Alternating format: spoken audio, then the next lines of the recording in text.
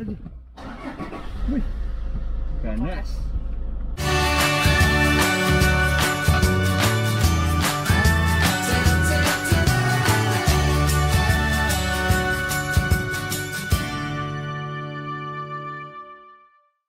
Untuk informasi ringan yang tidak bisa kami sampaikan di YouTube, kalian bisa follow Instagram kami @maswahid, @omsecond, dan @berburumobilimpian. Terima kasih. Bismillahirrahmanirrahim. Assalamualaikum warahmatullahi wabarakatuh. Teman-teman, di hari yang bahagia ini saya ingin memperkenalkan sebuah Innova, Grand New Innova 2012 diesel yang suaranya memang sedikit lebih kasar daripada Innova biasa, terutama saat idle. Tetapi saat lari di tol, semula saya mengira ini Innova biasa. Tapi setelah saya lihat jarum kecepatan sudah di 120, saya pikir wah, ini Innova luar biasa, masih bisa dengan mudah lari di atas itu. Tetapi tiba-tiba waktu saya bangun dari tidur, karena saya jalan-jalan pakai ini waktu ke Jakarta kemarin sama mas tim dari Agit Jok, saya melihat sudah di angka 160 dan wow, ini pasti mobil sudah ditingkatkan performanya. Nah, di hari ini saya ingin menunjukkan ke teman-teman semua bahwa Innova lama pun bisa ditingkatkan performanya dengan cara dua hal. Yang saya tahu, remapping dan pasang salah satu alat pemanipulator ECU namanya piggyback, dan remapping juga aslinya memanipulasi ECU juga untuk meningkatkan performa kendaraan dan beberapa treatment lain untuk mendukung si mesin bisa berperforma lebih baik dari standarnya. Nah, tidak bijak kalau saya sendiri yang berbicara. Nanti akan kita coba mobil ini dengan yang punya. Yuk. Oke teman-teman, kita sudah di dalam mobil ini. Ini mobil yang saya ceritakan tadi. Seolah kalau kita melihatnya tidak ada yang aneh di mobil ini. Bahkan peredam pun ditambah di pintu, itu aja setelah tak rasain ditutup itu blub, rasanya pasti beda. Saya tanya peredam ini ditambah, iya, sama rumah roda biar nggak begitu bunyi ya, berisik ya mas ya. Sama apa tadi di kap mesin? Di kap mesin. Kap mesin ya. Udah itu toh? Itu aja. Oke. Nah kalau suara mesin memang ini dari dalam sudah tidak terlalu terdengar, tidak terlalu berbeda dengan yang sebelum ditingkatkan performanya. Cuma nih, mas apa friend? Ngeremet uang mah. Udah. Oke. Nah, tadi kalau saya bisa lihat dari spion ngebul banget. Cuma kan tarikan pertama nggak kayak Innova biasa kan, Bren? Nggak kayak Innova biasa. Cuma kalau kalian menunggu saya akan melakukan top speed di mobil ini sekarang ini, saya tidak akan melakukannya. Walaupun begitu inginnya saya, tapi saya tidak akan melakukannya, apalagi ke tol kita mainan di 160, tidak. Cuma saya sudah pernah naik mobil ini di speed yang sangat tinggi, karena kabarnya ini di unlock ya, speednya di unlock ya mas? Iya, di unlock. Hingga berapa limitnya? Kalau nggak salah itu untuk unlock speednya sekitar 230 atau 250 gitu.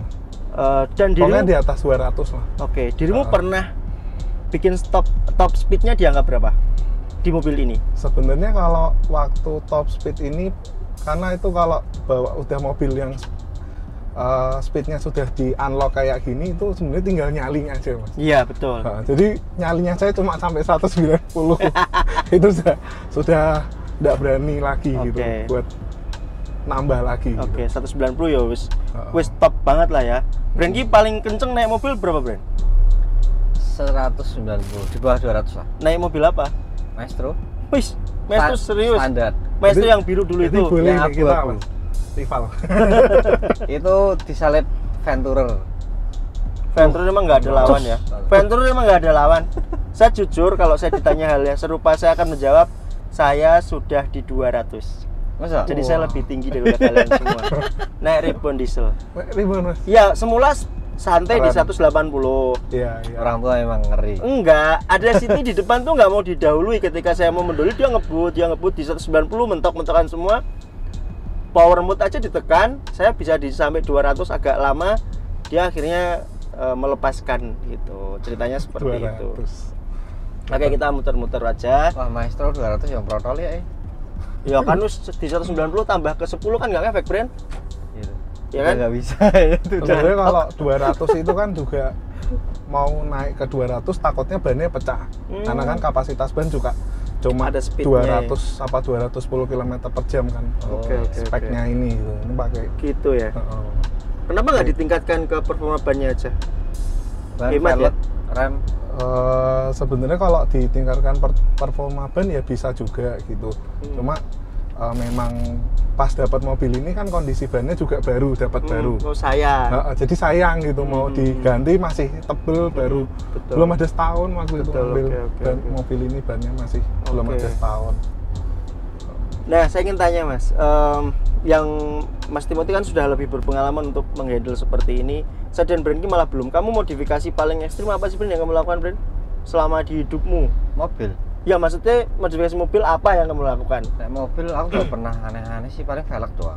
Udah ya? Mesin standar cuman paling diganti busi racing gitu-gitu, paling koil sama kabel busi itu gitulah. Sama bahan bakarnya kalau mau luar kota diganti yang agak Mahal. bagus deh. Kalau mobil itu sih, kalau motor ya paling ya dipotong-potong rangkane Oke. sama mesin. Saya cuma di audio, udah audio tok. Mas Tim ini sudah sampai ke level mesin meningkatkan performa. Sebenarnya untuk peningkatan performa mobil-mobil diesel kayak gini atau nggak harus mobil diesel kayak ya, bensin juga bisa ya Mas ya? Basicnya kalau nge-remap itu kalau saya ngobrol sama yang teman-teman yang senang mesin gitu, itu performa naik banyak itu ketika mesin yang ada turbonya. Jadi Oke. nggak cuma Innova diesel. Jadi kayak Civic turbo, CR-V turbo itu Golf pasti ya, bisa ya, Golf begitu GTI ya Golf kayak gitu. Jadi begitu di remap itu naiknya banyak gitu. Kalau tanpa remap biasanya naiknya HP-nya cuma kecil sih. Oke, berarti mobil standar nih, bensin atau diesel standar, ketika ditambahkan turbo, belum tentu naiknya setinggi ketika ditambahkan atau di remap gitu ya, bener nggak sih?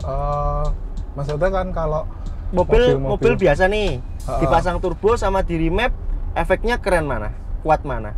Pasang itu turbo. belum nyoba sih. Belum Mas. nyoba ya? Kalau dari info dari Alfi itu Bang, Hmm, kalau mobil standar hmm, dikasih turbo hmm. itu kemungkinan itu naik horsepower-nya 20 sampai 30 horsepower. Oke. Nah, oke. Sekarang kalau mobil biasa belum turbo di remap. Sudah pernah ada yang pengalaman belum? Belum ada ya? Aku Itu kalau mobil yang NA ya. Hmm. Jadi kan kalau NA, non turbo kan kita sebutnya NA. Iya, betul. Nah, ketika mobil NA itu di remap naik HP-nya biasanya sih naik HP-nya nggak banyak. Oke. Paling sekitar 10 HP gitu. Oke. Cuma mungkin sedikit banget ya. Tapi lumayan sih. RPM limiternya yang dibuka. Oke. Jadi kalau standar kan paling cuma sampai 3.500, 4.000 itu bisa mentok sampai 5.000, 7.000. Oke, sampai oke. mentok. Oke. Itu sih. Oke, yang Mas Tim tahu peningkatan performa kita ngomong yang di mobil sudah turbo lah ya, mau diesel mau bensin, itu ada berapa jenis? Karena yang saya tahu remapping yaitu memanipulasi AC pakai software di software ulang, dan ada salah satunya penambahan modul piggyback ya kalau saya tidak salah itu. Iya. Itu ada lagi nggak selain dua itu Mas?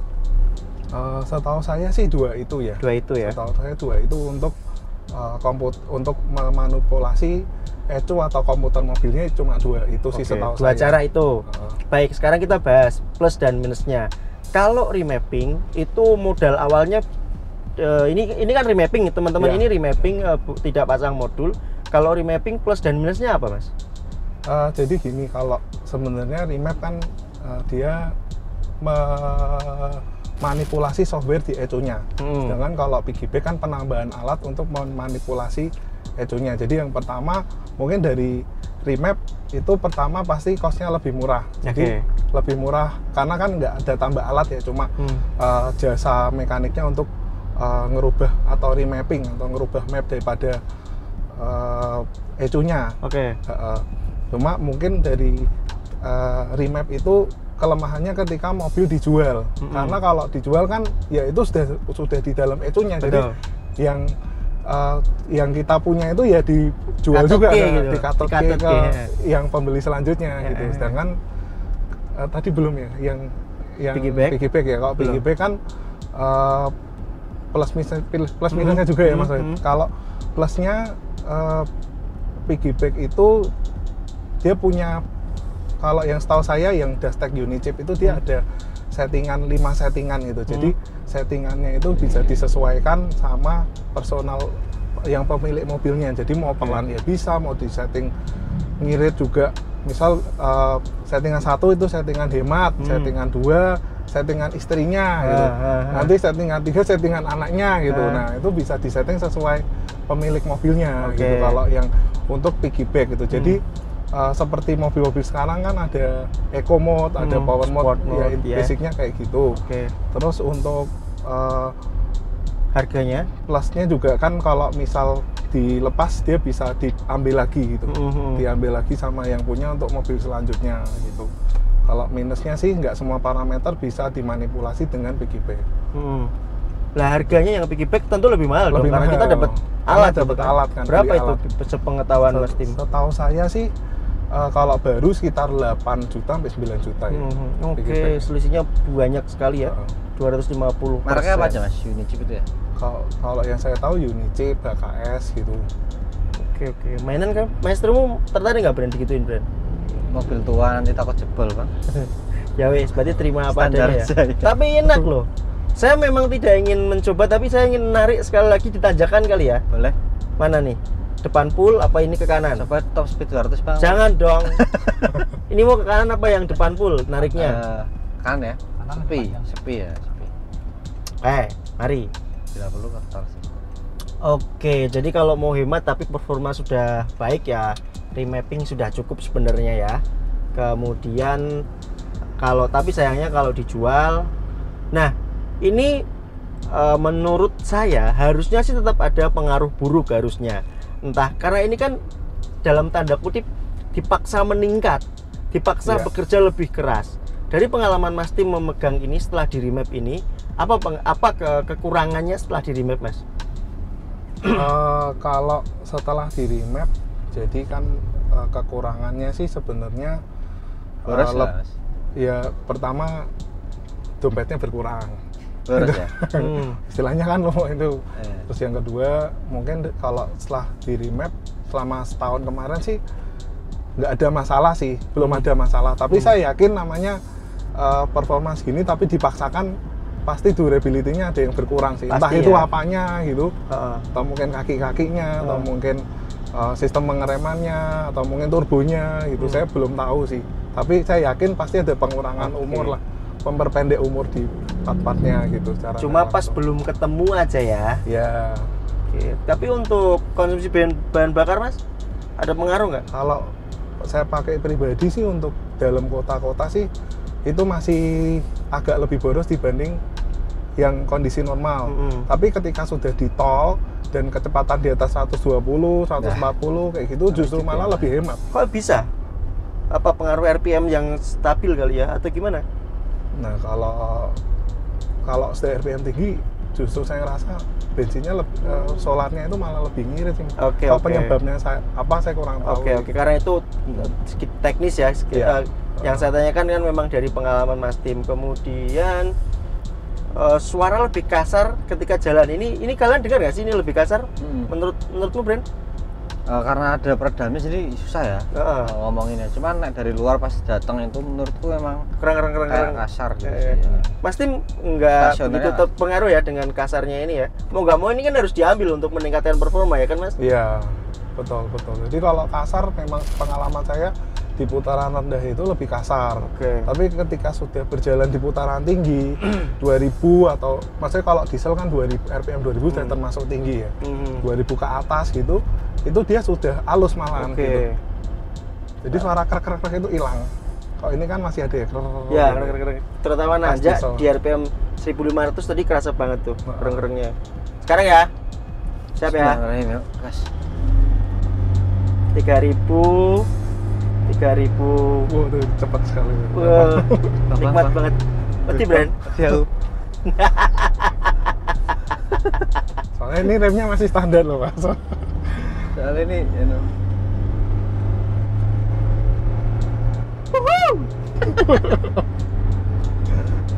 Udah 3000 udah. Aku nggak tahu di belakang kocak pasti ya. Mual nggak? Belakang mual Mas. Enggak ya? Udah biasa. Enak tapi serius ini bener-bener mobil yang berbeda dengan Innova D4D yang selama ini kita coba. Standar ya. Kamu mau nyoba, Bren? Mau? Boleh. Saya udah cukup sih sebenarnya ini, udah cukup. Boleh. Oke, Bisa ntar. saya coba di tol. Janganlah, aku udah tahu kok seluntulannya gimana mobil ini di tol kok. Kita cari tempat untuk menepi. Membuat jok mobilnya mesti jok. Bismillahirrahmanirrahim. Wah, Settingan kursiku ini, Bren, boleh kamu puas. hampir sama. Beda banget, enak. Mundur dibecek gimana? Bismillahirrahmanirrahim. Stop, joset toh. Putaran di setirnya juga menurutku beda ya. Iya bang. Kok Iya, iso Mas? ya, Mas? Ini nggak begitu getar loh setirnya. Kamu treatment Masa, apa? Mas? Biasanya lebih getar ya. Wah ini mah beda banget. Lagi Bang. dong, Ini segitu beda, doang. ini udah segitu beda banget. Lagi dong. Lagi dong. Ayo. Beda banget. Enak sensasinya di belakang nih. Itu kalau udah Beda ini kalau sama sudah Innova. RPM 2000 tuh loh Mas. Hmm. Tuh kenceng naik Iya, naiknya. benar. Turbonya kan Kickdownnya di bawah itu nggak langsung nyet, tapi kalau udah naik dari 2000 Mas ya. Iya. Emang nggak beda sih. 2000 ke atas langsung cepet. Beda ini, beda banget bang. 3 juta. Yo, remapping yo. Maestromu. Raiso, rana di rana turbo ya. Boros malah ngeluh. Kamu waktu awal masang nggak takut kenapa-kenapa gitu, Mas Tim? Karena kan kilometernya juga baru 100.000 ya. Heeh. Jadi masih ngerasa aman lah. Kondisi Misal mungkin masih ada bagus. apa-apa di 150.000 masih panjang lah Heeh. kayak gitu. Karena kan setahu saya kalau Innova kan kilometer 250. 200 itu ya aman masih ya? enak Iya, gitu sih bener. mobilnya. Soalnya mobil ini Jadi nggak ada masih power panjang. mode-nya ya bang ya. Nggak ada. Jadi ini hampir sama kerasa kayak power mode-mu bang, menurutku. Iya. Galak. Wah, nah ini sih memang jos ini. Yakin wes, beda jauh. Terus kamu Mas Tim sempat ketika menghubungi yang remap itu yang remap sempat ngasih meyakinkan dirimu gitu supaya ini, tapi karena kamu menghubunginya tidak ada keraguan sama sekali ya Mas Tim ya? Jadi waktu remap itu kan kenapa ngambil Innova ini karena ini bisa di remap. Oh ya. gitu Jadi ceritanya. Mas, sudah rencana? Dengan budget Innova lama tapi powernya bisa kayak Innova Ribbon gitu loh, Mas. Betul, Oke, oke. hampir Jadi, lah ya. jadi karena itu yang menarik harus ngambil Innova ini karena oh ada alternatif cuma di remap nambah 3 juta tapi powernya gede gitu. Oke, paham. Jadi kenapa waktu sebelum ngambil mobil sudah kepikiran pengen Ini remap. berarti nambah horsepower-nya berapa mas? Ini jadi berapa nih? 170 Kalau ya? horsepower Standar 105. setahu saya 105. Naiknya jadi 160. Oh 160. Ya berarti di bawah ribbon karena setauku ribbon itu 170-an kalau saya tidak salah. pantas tenaganya rasanya beda. Dijek lu beda. Ini Kaki. beda udah. Cek kaki Beda banget bener. Wis toh. Beda banget wes. Enak nih. Istri nggak komplain waktu itu. Istri Malas mungkin ya? enggak sih. Aman ya? Enggak. Aku jadi inget kantor mas. Kayak kantor. Terus komentar yang remap gimana mas? Maksudnya saya pengen tahu dari sudut pandang si remap itu apakah nanti dia menjanjikan peningkatan performa atau gimana gitu? Kalau menjanjikan pasti 160 atau kalau parameter yang diukur kan sebenarnya dari HP gitu ya. Terus torsi lalu Kayaknya dyno test ya? Dyno test ya? Kalau ini sih enggak di dyno, masih normal aja. Cuma paling 0 ke 100 dari berapa ke berapa karena 0 ke 100 Innova standar kan 19 detikan ya. Kalau ini kemarin saya cek itu 0 100 10,5 masih dapat. Itu juga karena Banyak spinnya ya. ban belakang itu spin terus karena mungkin kan aspalnya kurang bagus sama mungkin bannya juga bukan spek balap kan, spek standar. Oke. Innovanya aja gitu. Mantap nih, sleeper bus. Siap, yang orangnya yang remap Semarang mas? Di Semarang sih. Wah, deket bang? Enggak. Saya nggak punya mobil berturbo kok sekarang. Belum ya? Cuma ini kalau agak satu kelemahannya sih di transmisi ya. Kenapa Karena transmisinya? kan kalau Innova lama cuma 4 speed. Ya benar. Kalau Jadi yang Ribbon kan kurang seset ya? Kayaknya 6 ya. 6. Jadi napasnya ini mungkin kalau yang Iya, di remap iya. Pajero yang baru Gua lah lebih galak lagi Ya, ya. lebih galak lagi. Tapi kan resiko guling.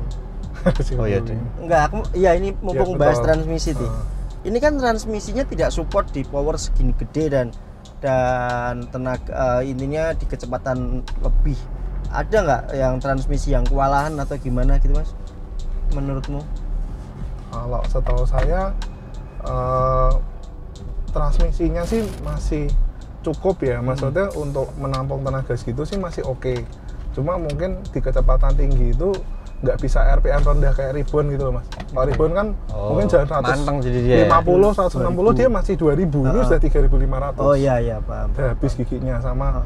Mungkin kalau yang Innova lama ini dia nggak transmisi, nggak ada engine brake-nya. Betul. Jadi kalau kita Ngerem. tahu ngerem itu ya lawannya aja gitu, cuma remnya aja yang jalan gitu. Berdoa ya. Sambil berdoa gitu. Enggak, karena kan yang di Ribbon itu karena dia sudah ada ini apa namanya jalan sendiri itu apalah tanpa ngegas Engine jalan brake sendiri, ya, Mas. engine brake dan apa sih yang dipasang di cruise control. Nah cruise control itu kan kalau jalan 100 dia ngoper turun dan nahan kan, gitu. Nah itu kan yang kerja sebenarnya transmisi juga ikut kerja lah. Ini kan memang nggak ada kan. Pakai rem bener-bener rem murni ya. Ya sama ini keren nih. Ini ada yang bisa ngeliat nggak? Ini ada LED-nya loh. Kalau malam bagus. Oh iya, BMW sama punya. di sini. Ini apa ini Mas? Charger. Ini charger. inverter. Parkir di belakang.